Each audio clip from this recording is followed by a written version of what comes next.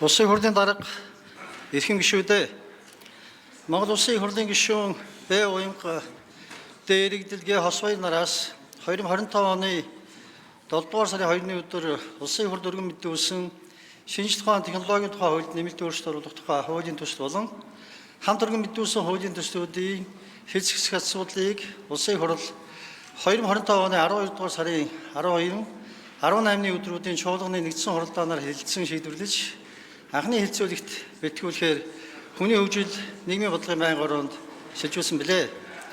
Хүний хөгжил нийгмийн бодлогын байнгын ороо 2026 оны 4-р сарын 15-ны өдрийн хуралдаанаар хуулийн төслүүдийн анхны хэлэлцүүлгийг явуулж Монгол Улсын хурлын чуулганы хуралдааны дэгийн тухай хуулийн 39-р зүйлийн 39-ийн 10 дахь хэсэг заасны дагуу хуулийн төслийг зөвлбөрөөр хэлцлээ.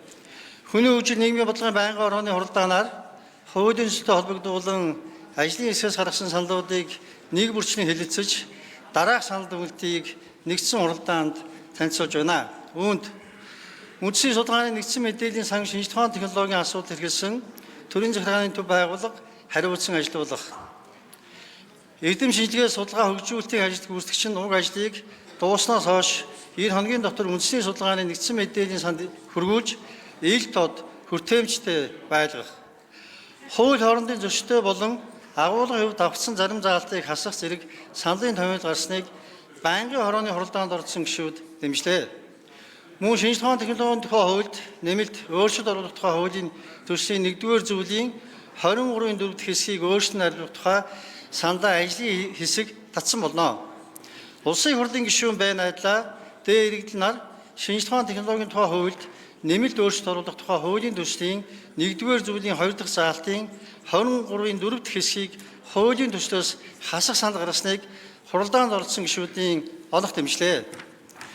Шинжлэх ухааны технологийн тухай хуульд нэмэлт өөрчлөлт оруулах тухай хуулийн төсөл болон хамт өргөн мэдүүлсэн хуулийн төслүүдийн анхны хэлэлцүүлгийг явуулсан талаарх байнгын хорооны санал дүгнэлт зарчмын зөрүүтэй саналын томьёолыг та бүхэнд хүргүүлсэн болно.